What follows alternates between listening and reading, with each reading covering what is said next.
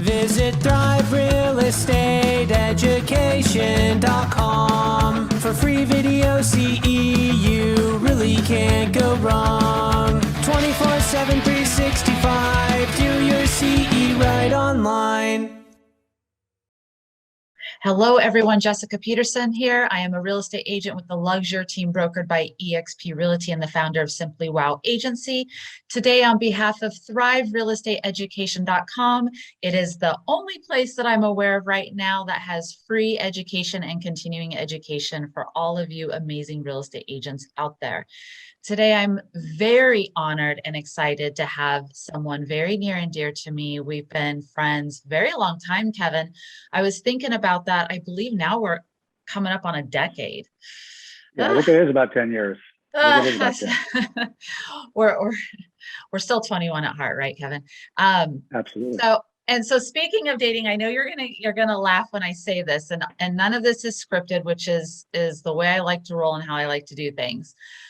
So Kevin, you've been in real estate since the 80s. You have helped 9 tech startup companies in Silicon Valley.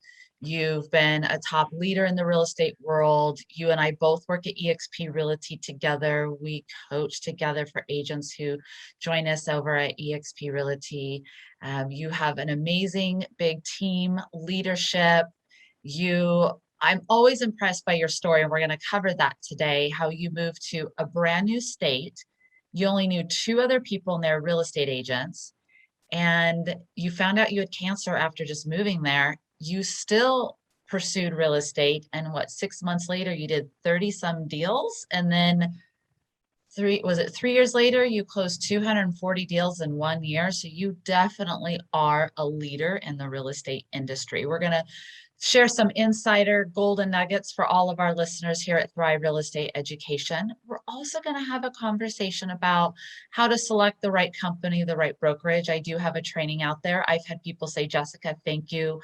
You know, we found this company or another one that wasn't right fit. And then some people found eXp Realty was the perfect fit and love to join you and I in our community as well. So we'll share a little bit insider info on that. So I know that's a big mouthful because there's a lot you've accomplished, Kevin. Thank you for being here. Oh, it's my pleasure. My pleasure. Looking forward to it. Awesome. Okay, so let's dive into your secret to success. If someone was to ask you, Kevin, what was your #1 secret to success? What would you say? Well, I think probably overall, the single word I would come up with would be tenacity. So when I did move to a new market and didn't know anybody, I took it upon myself to not worry about the fact that I was starting from cold start and scratch, and knew that real estate is a contact sport. So anybody watching this video needs to realize it doesn't matter if you're starting brand new in real estate or you're brand new in a market, the only way you're going to get business is through the network you build. And what I discovered pretty quickly was something that an old mentor told me, which was, it's not the people you're meeting, it's who they know that will cause you to have much more rapid growth. So I can give you the perfect example of that. So I went out and this is back in the period where there were a lot of expired listings and withdrawals, and a lot of FSBOs were out there, much like they are now. And I started meeting with prospective sellers. And so you think, well, he must have gotten immediate business from a for sale by owner or something like that.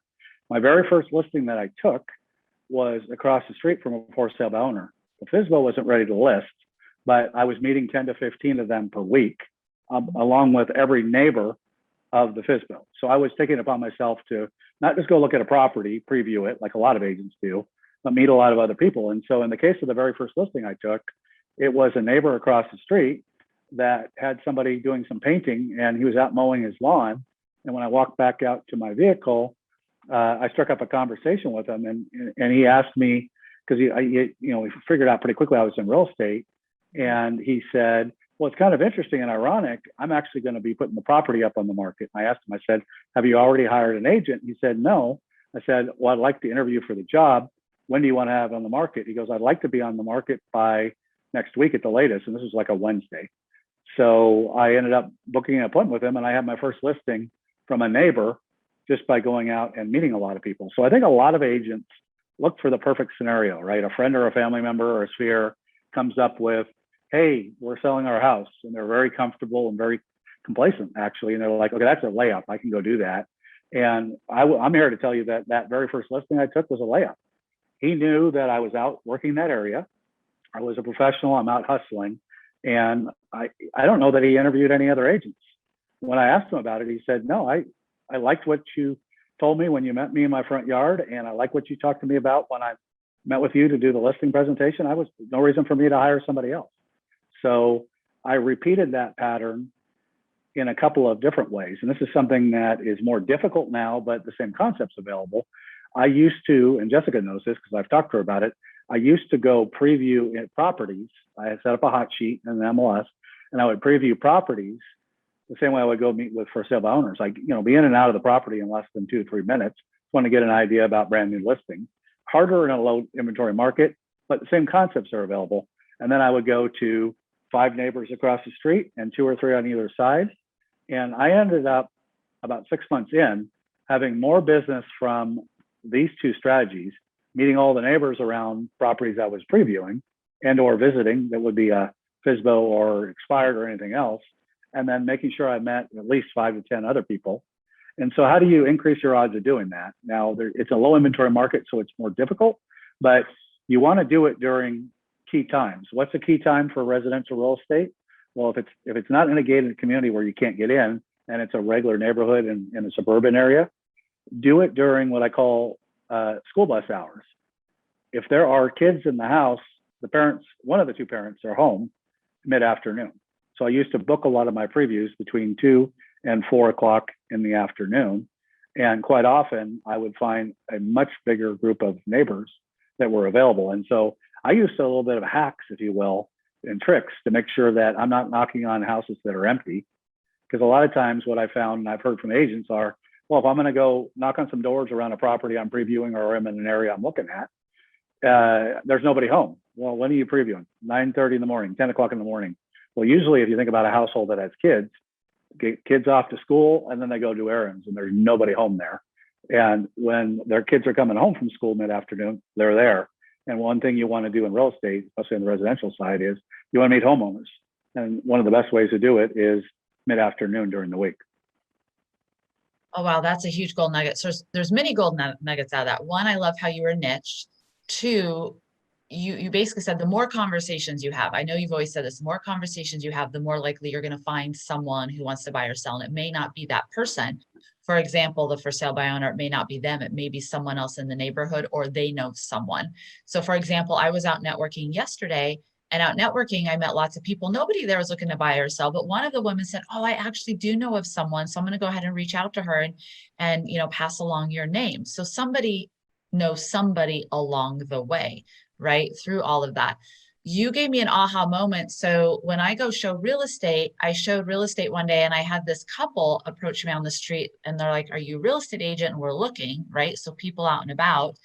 And then I will take people around the community pool or clubhouse. And it's so fascinating because people, as you said, are you a real estate agent? And you just start having conversations with them about the area and the community. And they'll say, oh, so-and-so is looking at selling. You need to call them or you need to go reach out to them.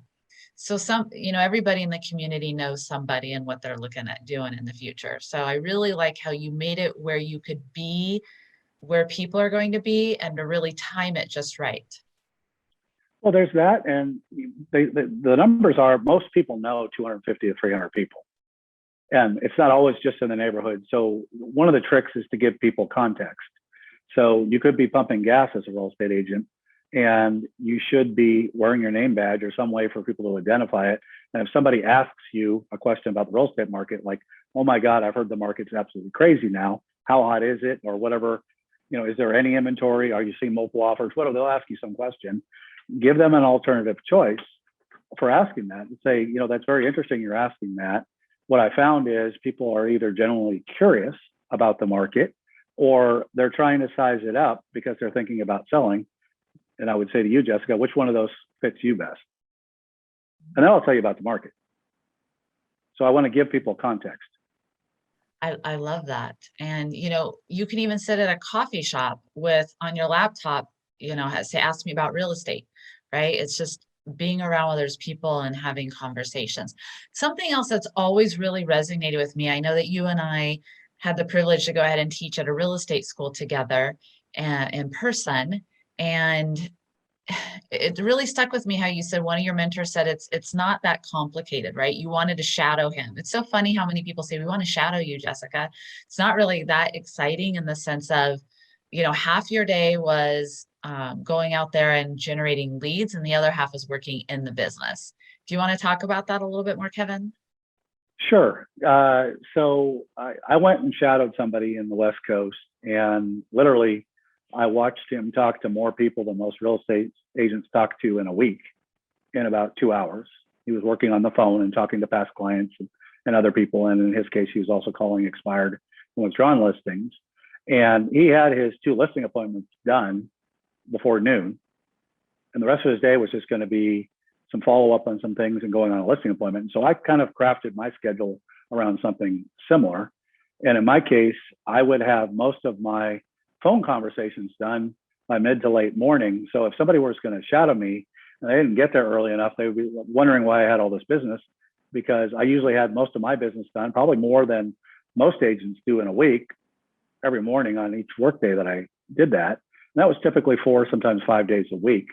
So what I learned from my mentor was, if you can work 20 solid periods of blocks of time building your business and be really diligent at it, you're going to do way more business in a month than most agents do in a quarter to 6 months, because they're just physically not having enough contacts and enough conversations. And the second part of this is the plethora of conversations. In other words, the massive amount of conversations allows you to sift through and discard the things you don't want to work on and pick the best of the best. Because although the appointment I got for that listing across the street worked out well, he was reasonable on pricing, if I don't have enough people to work with potentially, I'm going to get, like many agents, frustrated because I may not have the best buyer. I may not have enough listing opportunities. And so I took it upon myself to have enough that I could discard it. And I learned that through the coaching program I was in many years ago, where the main head of the company asked about 5 different agents, how many opportunities do you have now? We were talking just about the listing side. And some agents were like, I have 150 people I'm chasing. Another agent said, I've got 250 people on my list. And they got to the agent that said, I've got 5 people on 5 3x5 note cards in my soup pocket. Those are the next 5 listings I'm going to take. And I can tell you why they're moving, what their deadline is, everything about them. And then he asked that agent, how much business did you do last year? He said, I did 173 transactions. He asked the agent who had 250 leads, how much did you close last year? And she said about 5 or 6. The one that had 150 leads only closed like 10. So you need to be discarding more than you're keeping. And if you're not talking to enough people, you're going to end up carrying around a lot more, for lack of a better word, garbage, or things that you shouldn't be working on. And that's a common problem with agents, right? You see the people sign up and get giant numbers of leads, and they're chasing so many things. They're all treated equally. That was the other thing that was taught. And this is a tip for low inventory markets. I was just talking to somebody that you and I know very well, and he was mentioning that he was working with buyers, and they were getting frustrated, and a couple of them had dropped out. And I said, the first conversation I would be having with a buyer in a low inventory market is, and Jessica, you've heard me say this to you, which is future pace frustration.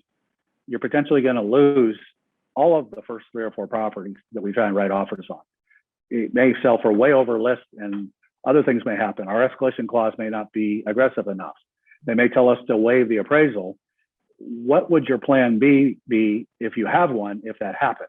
Or are you absolutely certain you want to purchase? And if they're not 100% in, and they tell you, we'll just extend our lease, we won't buy, we'll wait until the market cools off, the best way you can actually get on track is to actually discard the people that don't meet your standards. And when I started doing that, both on the listing side and the buy side, I was way more successful.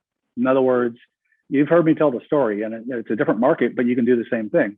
If people were totally unreasonable on the listing side, I had my favorite competitor, and I used to refer every FISBO to him because they would be extremely difficult sellers. They weren't ultimately motivated.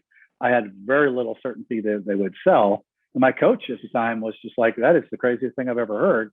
And I told her, I said, you watch, I'm going to wrap him around the axle so bad with difficult sellers that his volume, I'll pull his volume from last year. And then 6 or 12 months from now, I'll pull his volume again. And I can almost guarantee his volume will be down. So I did that to 2 different competitors by recommending them for the most difficult sellers that were the most unreasonable on pricing. So if you think about that conceptually, you should be sending the buyers that will not ever participate and be in the market to your competitor, because you're not going to close deals with them. If they tell you, we're just going to stay in Kentucky until the market settles down, if we can't get on our first offer or 2 accepted, the chances are, from a probability standpoint, you're not going to get them in a contract. And somebody else will have somebody in the car this week that says, oh no, we're starting a job, we're moving, we will be here by December 15th or whatever they happen to tell you. That's your buyer you want to work with. And if you got to go through 10 more buyers to find that buyer, the numbers that we've been referring to are going to be the secret to you being able to feel comfortable to get rid of the people that are not going to participate in the market because they're just not reasonable. Doesn't mean they're bad buyers. It just means they're going to be frustrated and you're going to be frustrated. And you cannot go near a group on social media. It doesn't matter if it's Facebook or where you are that have large amounts of real estate agents where you don't hear the scenario I just described in there with them complaining about the fact that they've shown somebody 30 properties. They've been out with them for 4 days and now they just bailed, right? They're not asking that question to make sure they qualify them. And then, I think, Jessica, you would agree, because we've talked about this a lot, that a hot market makes it even more important. Mhm. Absolutely. Wow, that's a lot of really good insight and wisdom. So many gold nuggets there. I believe it was you once that there was a real estate agent who had over 1,000 leads, but he said really only 5 of them were valid because all the others were like, maybe someday. It wasn't really anything solidified. Was that you sharing that with me, Kevin? I think it was. Yeah, you. yeah, I'm aware of people like that, and I think you and I did talk about it. The same thing applies to your process in a market. Let's say that 18 months from now, in most of the markets that are ridiculously hot now, there's enough inventory that you could show somebody 40 houses. If you're not doing a buyer consultation and working with them, and I had the chancellor coming into St. Louis, very difficult buyer, right? This guy had owned like 15 houses, and you could probably, as I described him, Jessica's nodding her head because she knows what this personality type is, right? He's the main man at a university in California moving to St. Louis. And people were deathly afraid of him on my team. That's why I said, look, I'll work with him. And they were amazed that I took him out twice, only showed him 5 properties. There were probably 70 things we could look at. And because I had previewed, because I did a buyer consultation, because I had put things in front of him in advance of going out and got crystal clear on what he wanted, he felt comfortable too, that I could just take him to a short list of things. And it was so on track for what he was looking for that he's like, I think this is our house. I want to look at the other 3 this afternoon, but I think we want to put an offer on this one. And the buyer agents on my team were like, I don't understand. That's like some voodoo magic. I said, no, I've done like 10 more things before we even had him in town than you were doing. You're skipping steps. Agents tend to get excited about wanting to, I got somebody that wants to buy. And now the word is, okay, I want somebody to buy and they're all cash. And you can get somebody in the car, but if they aren't comfortable that you really understand what they want, even if there's only very few things to potentially go after, they're going to be less comfortable that they've seen everything. And you may run into the problem that they did find the perfect house. Maybe it's the second thing you showed them. And now they're like, well, I'm uncomfortable. I want to wait and think about it. And then in comes multiple offers and they miss it, right? Certainly, Jessica, you've seen this in this crazy market we're in now. Yeah, absolutely. Okay, so this was a lot of great information, Kevin. Thank you. And I know every Monday at 5, you share so much more additional information for the agents that join you and I at EXP on Mondays. So I'm really excited today to go ahead and dive in that. We could talk for hours upon hours, and I'm grateful that you shared your top golden nuggets with everyone listening. Here's a hot subject, especially this time of year, and it may be something no matter what time of year you may be thinking about it. Life is an evolving journey. You and I, we don't believe EXP Realty is right for everyone. Of course, we're big fans of it, but again, we don't believe it's right for everyone. So when someone's looking at finding or discovering the right real estate brokerage or company to work for, Kevin, what insight or wisdom do you have for them? Well, they should get clear on what they're looking for their real estate practice. In other words, we're running a business as an agent, and so many agents look at everything as interchangeable, right? You know, so those of us who have been around, and I've been around since the mid 80s, like you mentioned. And so I've been through the cycles of 2000 to 2011, where it was hot for the first half. The second half was a mess with short sales and foreclosures and all sorts of problems, tons of inventory. Many agents left the business. And so with that, a lot of the brokerages, that was the first wave of, and I want to do this as a precautionary warning. That was the first time we saw the rise of the transaction fee brokerages. And there are good solutions, but only in a hot market. As soon as the market shifted after 2006 to 2008 in the latest localized markets, every market that had big rosters of agents where they could pay for all sorts of stuff when they had a ton of agents, but when the agent count dropped, these 100% transaction fee brokerages went away. So agents should be cautious of the fact that although it looks great now, if we go through any kind of an adjustment, you may find that either A, everything they are promising doesn't stay there. They have to cut way back because their agent roster went down. Because if you look at the economic model for that type of a business model, they need hundreds, if not thousands of agents paying transaction fees. Sometimes they are able to survive and be able to do that. And sometimes they're not. I mean, we saw I'll give you a perfect example. We saw one in Las Vegas, and it dropped from 1,200 agents to 100. Wow. They closed every one of their locations but one. And the only people left were the founder and a couple of his agents, and then a bunch of agents that were just still hanging their license there. And so that's a caution for agents. I mean, you just need to be cautious of the fact that there is a lot of pitch now out there about doing that. And if the only money the company is making is off the small incremental transaction fees, you might succeed as an agent and not paying very much money, but just realize if the market shifts, that may all go away. Now, most agents will be well suited to realize it's not a total push-pull between the brokerage on the split. You know, so let's say, for example, like at EXP, it's an 80-20 split. It caps at 16,000, meaning the max you can pay them in any anniversary year. But they do a lot with what they collect. They have revenue share. They pay back the agents out of that. They don't charge royalties. They have 60 to 75 hours of training per week. They invest in huge brokerage operations in every state. So for many agents, it is a difficult thing. And I would give the caveat to the transaction fee brokers. If you're a newer agent, meaning you don't have a lot of tenure in the business or you haven't done a lot of transactions, 25, 50, 75 transactions, you're not going to get the same level of support in that model as you would get into a model where you're going to be supported by a brokerage team. I mean, a big state like you and I are in Florida, EXP's got 8,000 agents, and they've got like a total, including admin and full support, the brokers, of like 14 or 16 people. You're going to get top support and top training. And so for a lot of agents, they just don't think about it correctly. The only thing they pay attention to is how much do I have to pay my broker? What's it going to cost me per year? And how do I minimize that? And so what's interesting is, and my business partner, Gene, and I have been attracting and recruiting agents for decades, right? I've worked together with him for 20 plus years. We saw an interesting trend. It didn't matter what brokerage it was. We are both team leaders at Keller Williams, and we talk to lots of agents now about EXP. We track the production. We started doing this a long time ago. The agents that are so focused on minimizing their costs tend to be the ones that do the least amount of production. The ones that succeed are the ones that don't focus on what's the split completely versus what's the overall value proposition I'm going to get? What can I build? Who am I going to be collaborating with and associating with? And that's the other thing. I mean, you think about the Icon Agent Program at EXP, where you don't just get the award from production, you also have to give back. So if you've got 2,500 agents out of the 68,000 agents that are in the instructor cadre and they're sharing and they're leading masterminds and training, you won't see that in a local office, right? I ran a big 275 agent office. Gene ran offices that had 600 or 700. And we would be lucky if we had a handful of people that might train on a very periodic basis.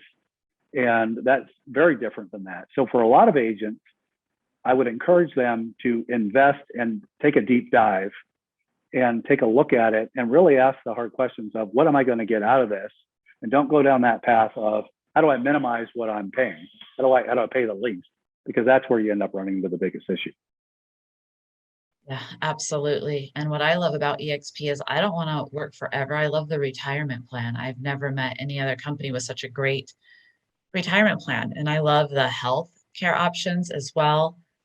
I love the training, the support, like you said. It's phenomenal. I've had other agents, and that's something to think about. Other companies will say, oh, it's been a day or two or three until I can even get a hold of anyone. And I love the teamwork, and people love the support. You know, I could just pick up the phone and call a top producing agent in another state, and they just love to share their insight. It's this whole community come together type, relationship. But you're absolutely right too. Like you and I've had conversations before. It's not for everyone, but the reason why we love it doesn't mean it's a reason why you love it. You may fall in love with it for a totally other different reason, right? EXP, there's lots of different pros to EXP Realty. So yeah, I mean, I talked to an agent the other day, and this is why I encourage people to dig into this. Her deal was she's been in the business long enough, and she's old enough she'll want to be still producing, probably closer to my age than your age, Jessica.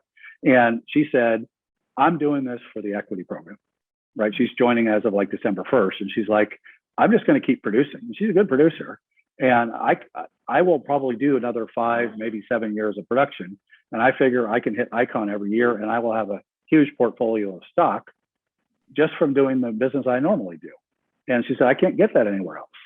So for some agents, that may be the game changer. The nice part about it is it's a broad enough value proposition.